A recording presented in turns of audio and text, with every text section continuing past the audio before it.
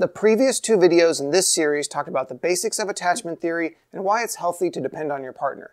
In this third video, we're going to help you figure out your own attachment style, along with the attachment style of the people in your life. And make sure you stick around until the end of the video, where we'll discuss a simple trick you can use to identify the people that have the most difficult attachment style so you can get out of a bad relationship before it even starts. Let's start by going through the three attachment styles in a bit more detail and going through the characteristics of each so you can identify which one you are and learn to identify the attachment styles of the people you date. First, we have the anxious attachment style. These people have the capacity for great intimacy and love to be very close to their romantic partners. They often worry that their partner doesn't want to be that close, and they obsess about their relationships much of the time. Within their relationships, they get upset easily and experience a lot of negative emotions, which sometimes causes them to say and do things they wish they hadn't. They're good at detecting small changes in their partner's mood and often take their partner's behaviors personally. They often hide their needs because they're worried that if they ask too much, they'll push their partner away. They need a lot of reassurance coming from a secure relationship, which allows them to feel content and stress over the relationship less. Next, we have the secure attachment style. These people are comfortable being intimate, naturally warm and loving towards their partners, and don't spend much time worrying about their relationships. They're good communicators and not afraid to talk about what they're feeling or ask to have their needs met. When their partner snaps at them, they take it in stride, understanding that it isn't personal, but just their partner going through something stressful. They're there for their partner when needed and good at reading their partner's emotional cues. Finally, we have the avoidant attachment style. People with this style want to be close to someone, but too much closeness makes them feel uncomfortable, and so they push their partners away. They value their autonomy in relationships and will often talk about how important self-sufficiency and independence is to them. They don't open up much to their partners, nor do they spend much time worrying about their relationships. They're highly resistant to attempts to control them, and their partners often complain that they're emotionally distant. Some people will also say there's a fourth attachment style known as either anxious avoidant or fearful avoidant, and it's a combination of both the anxious and avoidant attachment styles. Not all people in any of these four categories are going to be the same. Instead, you want to recognize that there are two dimensions to attachment style. On one axis is how much you worry about the relationship, and on the other axis is how comfortable you are with intimacy. People that don't stress about their relationship and are comfortable being close have a secure attachment style and make up about 50% of the population. People that are comfortable with intimacy but have a lot of anxiety about whether their partner loves them have an anxious attachment style and make up about 20% of the population. Those that don't worry about their relationship and are uncomfortable with too much closeness have an avoidant attachment style and make up about 25% of the population. Finally, about 3 to 5% of the population are both uncomfortable with intimacy and worry about their partner's availability and thus have an anxious avoidant attachment style.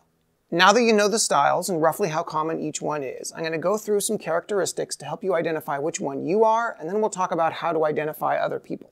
Let's start with anxious. I'm going to list off a number of characteristics of people with the anxious attachment style. You may have some of them, you may have all of them, but see how much the following list sounds like you.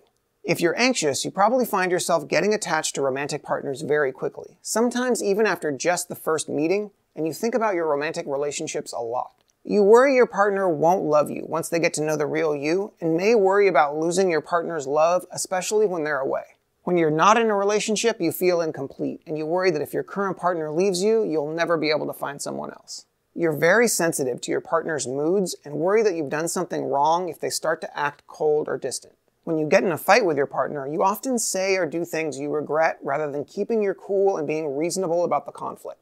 You get jealous or sad when someone you're interested in is checking out other people, and you may attempt to make your partner jealous if they flirt with someone else or try to leave you.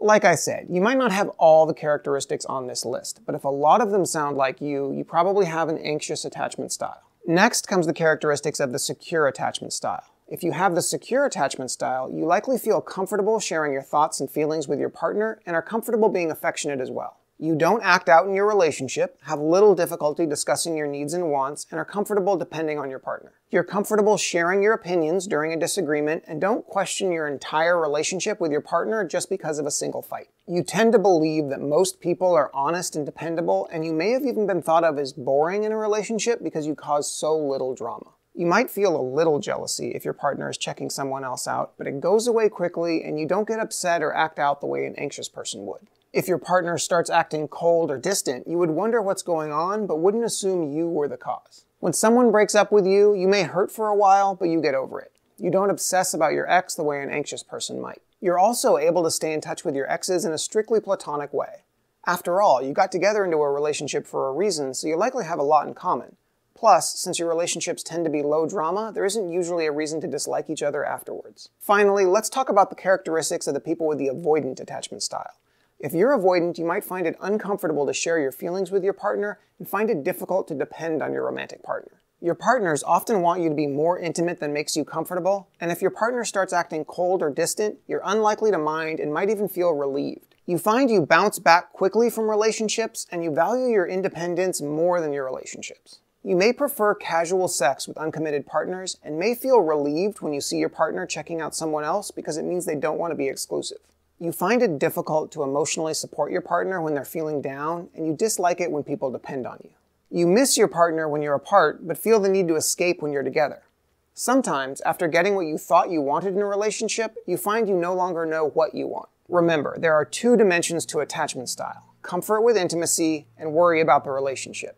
Most people are not going to find themselves all the way in one corner where they're totally secure or totally anxious, so don't be surprised if you related to more than one of these lists. It's possible that a lot of the secure list resonated with you, but sometimes you relate to something on the anxious list. That just means you're one of the 50% of the population that are in the secure bracket, but you worry about the relationship a little bit more than somebody who's perfectly secure. Likewise, if you're related to both the anxious and avoidant lists, then you might be part of the 3 to 5% of the population that are anxious avoidant. Now that you've hopefully identified what you are, let's talk about how to identify the attachment style of other people.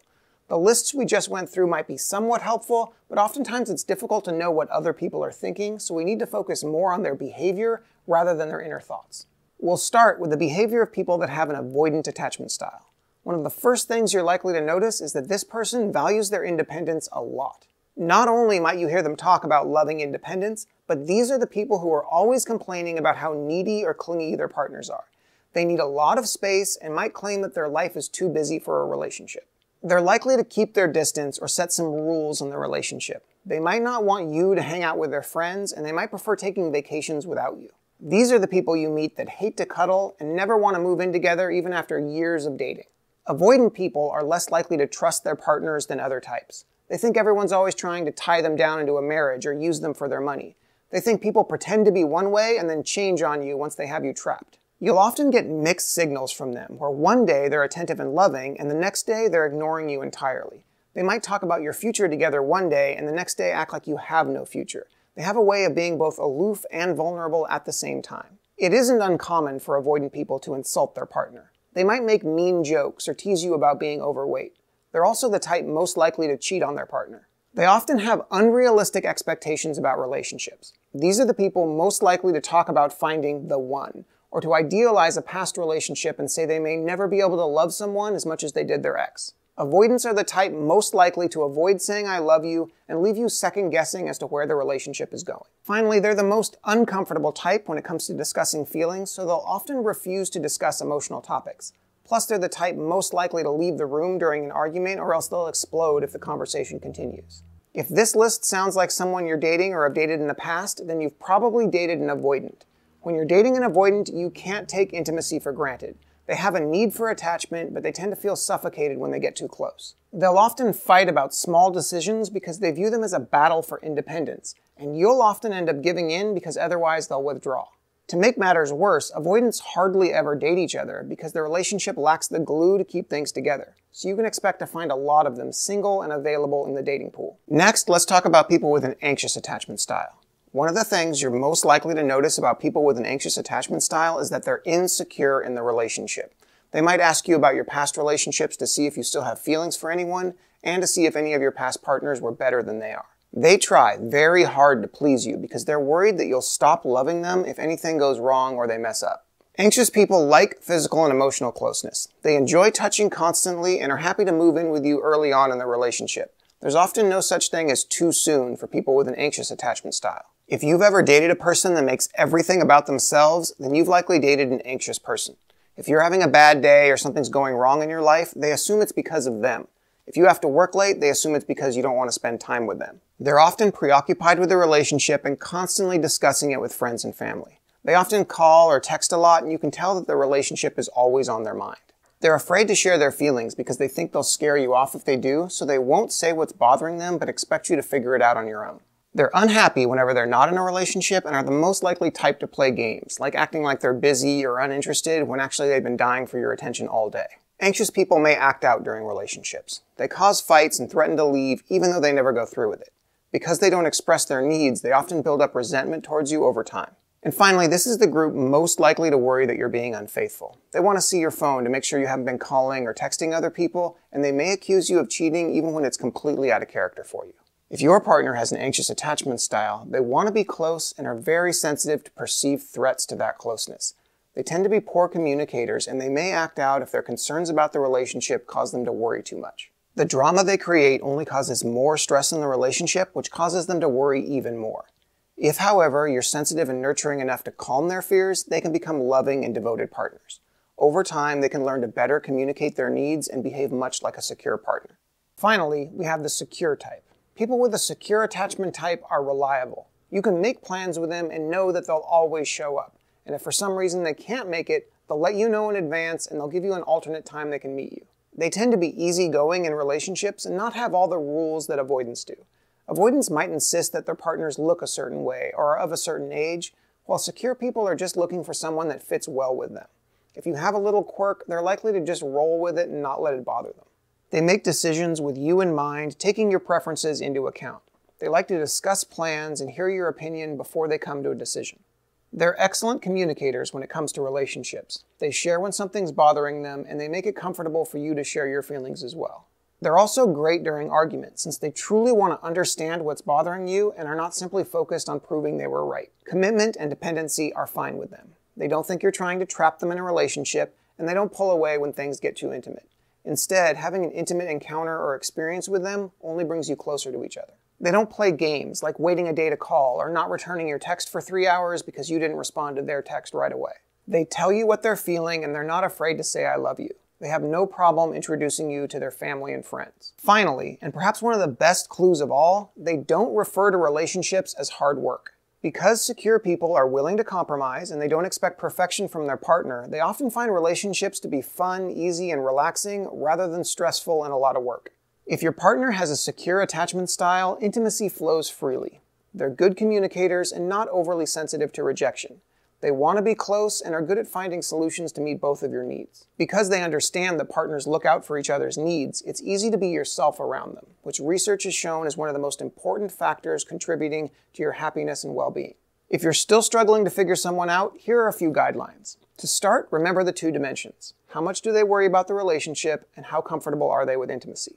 If they're not worried about whether you love them, not talking about the relationship, and not overly sensitive to rejection, then they're probably not anxious. If they're comfortable with intimacy and actually enjoy it, then they're unlikely to be avoidant.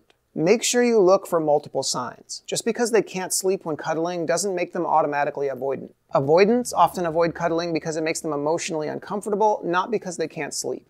Don't take just one trait off the list and peg somebody based on only one thing. Notice the things that are missing. If they refuse to say I love you and refuse to make plans in advance, they're probably avoidant. The things that are missing that should be there can be significant clues. Finally, see how the person reacts to open communication. This one causes a lot of problems. A lot of people hold back their feelings because they're worried that they're going to scare the other person away. But the only kind of people that get scared away are avoidants, and as you'll see in the future videos, avoidants are the group of people you most want to scare away. Expressing your needs doesn't make you needy, and most people actually appreciate it.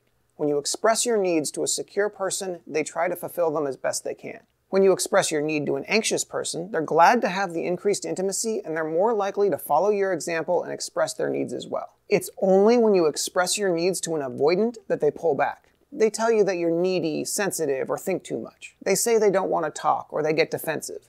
And finally, they may agree to meet your needs, but then ignore them in the future as if the conversation never happened. That makes bringing up your needs an excellent way to evaluate your partner. Once you know what type you're dealing with, you can act accordingly. Doing this early enough in the dating process will enable you to get out of a bad relationship before it even starts. If you're finding this video interesting, give it a like and leave a comment about what attachment style you or your partner have. The next 3 videos will go into depth about each of the 3 styles, including what they're like and how to deal with them. So stick around for that.